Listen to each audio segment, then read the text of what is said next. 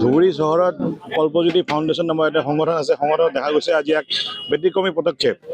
এটকাৰ বিনিময়ত তেওঁলোকে খুৱাই আছে ভাত, দালি, মাছ, চয়াবিন আৰু বিভিন্ন শাক চব্জি আছে।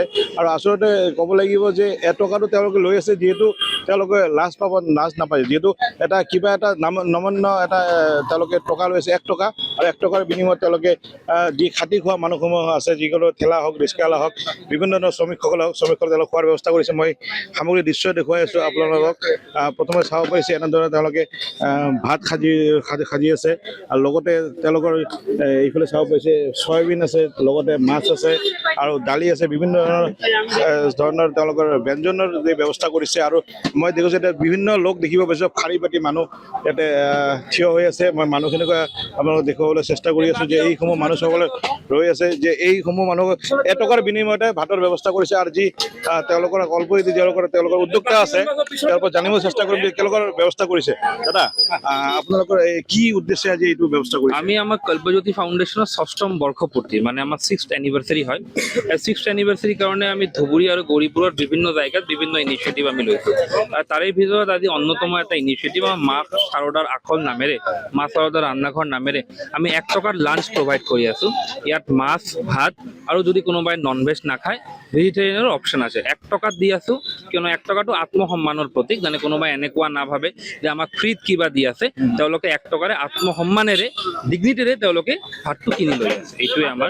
ইয়াৰ পূৰ্বেও বহু কেইবাৰ এই ধৰণৰ ব্যৱস্থা লৈছে, এই মানে আমাৰ কৰোণা যেতিয়া চলি আছিলে, কৰোণা পিৰিয়ডত আমাৰ প্ৰায় 1 বছৰ, আমাৰ এই 1 বছৰ নহ'লে 8 মাহৰ ভাৱে আমাৰ ইনিচিয়েটিভটো ইয়াতে চেম ঠাইত আমাৰ চলি আছিলে। তেতিয়া আমি 3 টকাত লাঞ্চ দিছিলোঁ, আৰু সেই ইনিচিয়েটিভটো প্ৰায় আমি 8 মাহৰ কাৰণে চলাইছিলোঁ। কিন্তু ফাণ্ডিঙৰ অভাৱত সেই ইনিচিয়েটিভ তেতিয়া বন্ধ কৰিবলগীয়া হয়।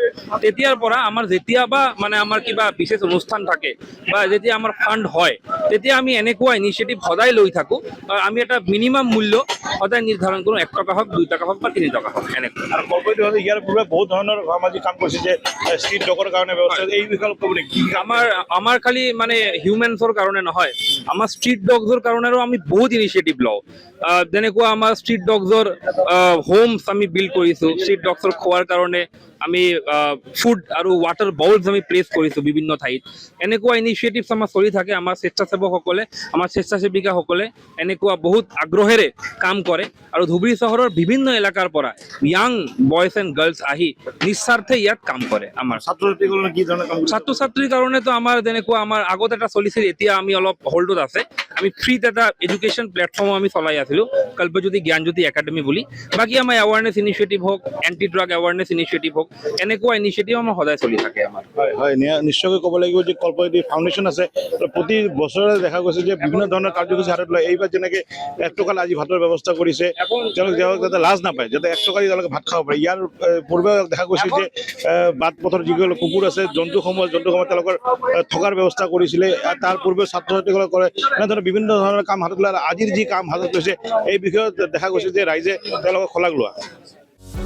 যিকোনো খবৰৰ বাবে যোগাযোগ কৰক আমাৰ এই নম্বৰত 9181 307 221।